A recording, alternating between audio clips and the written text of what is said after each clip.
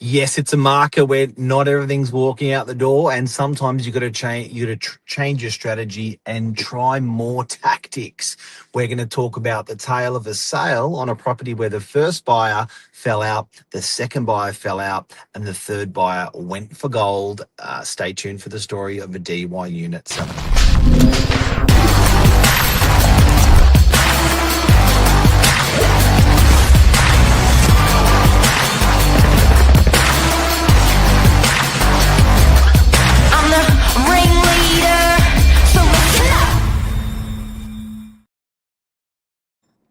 Oh, Oh, he's good back. morning.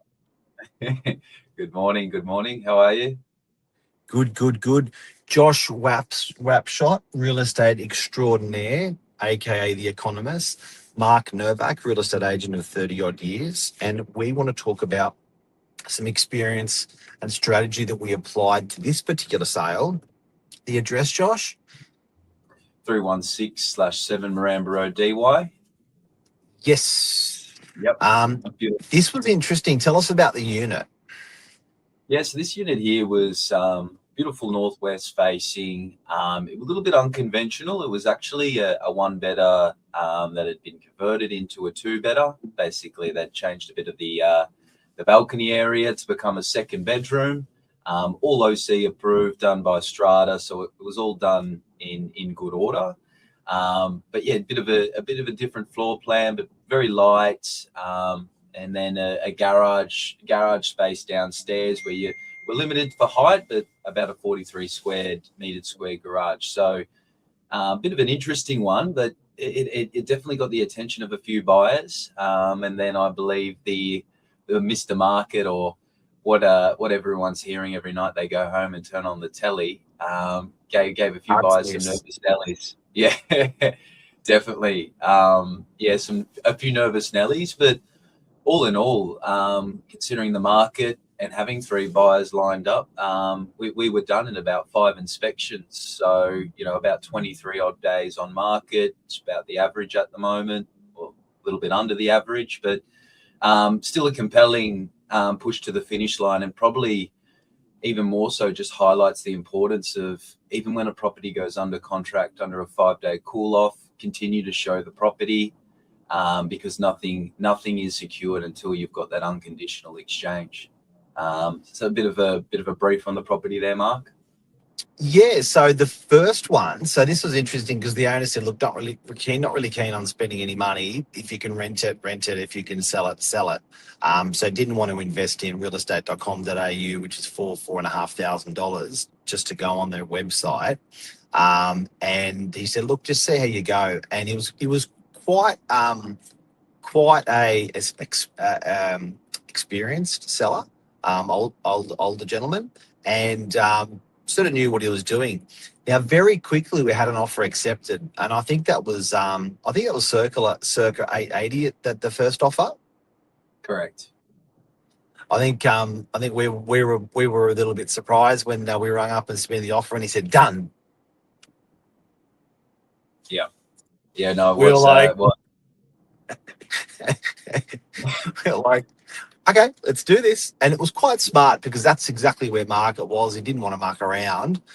And then we got mucked around a little bit by the buyer. So with funding and stuff like that, and then lost a week, still continued to open the property for sale. And it leaves you scratching your head, doesn't it, Josh? It does. But I think what really matters in this environment, if you've got only one buyer on a property, you're going to be dragging your feet to exchange. The only thing I've found in the marketplace currently that is pushing buyers to sign on the dotted line is competition. And I think one of the biggest adjustments we made during this campaign was we were originally guiding that 895 mark. We gave our advice back to the vendor, and the vendor said, you guys are the experts, let's go down to 845 guide. Within the next week, we had another offer at that 880 mark that had been worked up to that 880 mark where the buyer had seen value.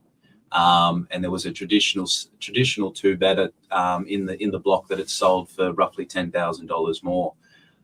So once relaying this information back to the owner, we were back on board at 880. So I just want to stress for people watching or are looking to sell coming online, it is so important in this marketplace to have a guide at a level where the market sees value, because then you're going to have the opportunity of not just the one buyer negotiating when you're working on your property. And like I said, when you're working with that one buyer, they seem to be putting their foot down in terms of terms and what they're willing to push. The only time I've seen buyers really jump over each other in this market is when there's competition. So as soon as we lowered that guide, open numbers went straight to about 5 groups through on the Wednesday. That buyer actually came through for another look on that Wednesday, saw the amount of heads coming through, saw the conversations I was having with buyers there, and that was enough for them to sort of feel the confidence to go, let's lock this thing down. So I think definitely watching that, raw marketplace activity, very important to have attractive guides. Not saying, nowhere near, saying or comparing to an underquoting scenario. I'm saying guides that where the market sees value. 10%. Yeah, exactly. It's probably the hardest conversation I've got to have as a real estate agent with a seller. Is setting of price. I quite enjoy the conversation, but it's a hard conversation, and I think it's as a seller, it seems to be putting sellers in an uncomfortable position where they're like, do you know what I mean? I don't really want to put that price on it. It's less than what I'll actually accept. But at the same time, you sort of got to kill the competition, and you've got to, on face value, be the best, look the best, feel the best. Even from a basic online inquiry, when a purchaser's just looking at the property, they're going to go, it's got to be really exciting in every aspect, in photography, in floor plan, in pricing, which is, the real big one today. Now, it didn't even go to this. There was 3 buyers. There was 2 buyers that missed out. So it was a bit of a roller coaster ride. So another buyer came in, at the point of getting accepted with the second buyer, and offered a little bit, and no one knew who was offering what. We don't release the offers made to the purchasers. That's private. That offer made between the vendor and the purchaser. But with where they saw knowledge, it was actually where they saw value was actually at a higher point than where the other buyer saw value. So they offered a little bit more, but then they weren't happy with the strata, Josh. Yeah, no, it was that as well. And actually a little bit of a funding issue for these guys as well. These guys were first home buyers. And to give you guys the back end of the story, essentially we had offer accepted, came in with an inquiry. The property was vacant. Whenever I've got a property for sale and it's vacant, if I've got an opportunity to take a buyer straight to the property while it's hot, I do so. And that's what happened in this scenario. So buyer made an inquiry, took him straight over that afternoon. This looks great. Where do I sign? So we went through the process. Obviously in this market, a buyer that's, given that offer, given solicitors details, working through a contract, you also don't want to gamble with that buyer either, in terms of, unless you've got something really solid coming in, you don't want to disrupt the flow of that deal. So basically this buyer came in, said he loved it, made the offer in writing. I said, look, for the peace of mind of my vendor, I'd need a 66W tomorrow morning from your conveyancer. We're quite to the end of the negotiations with the current purchaser. So, you really need to put your best foot forward and give my vendor the security they need. The previous buyer was opting for a 5-day cool off. So this guy actually came in with a 66W the next morning with his solicitor. And we were talking up until about 5:30 p.m. the next day. The wife came and had a look at 5:45. Josh looks great. They're at the bank waiting to put the deposit in, and all of a sudden a bit of radio silence. And then 7:30, 8 o'clock that night, hey Josh, we haven't got the unconditional in place, or we haven't got the budget if there is any future spend in regards to the strata. we're going to have to be out in this scenario. And then obviously, it's interesting, Josh, because I know you say it casually, but this is the work of an experienced agent, an experienced agency, where not every chef can have five saucepans running red hot at once. Do you know what I mean? And they'll, some will say, let's just do one saucepan, one dish, one saucepan, and just cook sequentially behind each other. But I think a great agent is actually doing that with buyers. With total transparency, by the way, I think it really sucks when buyers get screwed without their knowledge. Like they're running on a property, they're spending money on a property, they lose the property, and they say, what the hell happened there? A good chef, or has total transparency with all the dishes. Now with all the prospective buyers. So we're communicating to buyers, look, there's other interest in the property. There's another offer that's been made. We need you to we're in a little bit of haste. We need you to move on. And then that same thing is, while at the same time that chef is getting instructions from the seller all the time onto how that's how they want to handle the transaction.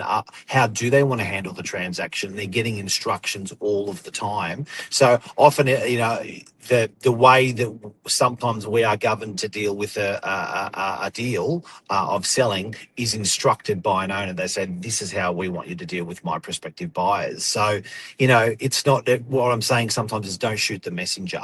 That you will get sometimes, but I think a good agent is really well communicating, like you are on this. What's the measure? If you ring the two buyers that missed out, they would say Josh is a good agent, rather than him, screw that agent, I just got screwed. And the one common denominator is great communication between the seller and the buyers.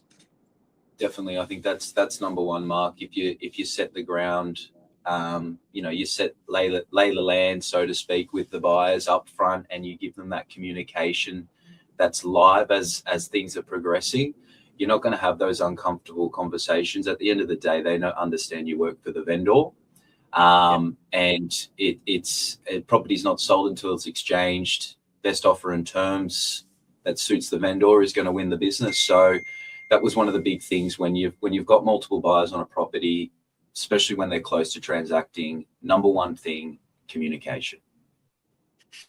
And as Lisa said, in the market, you need to list with agents that are getting properties sold. Look, absolutely.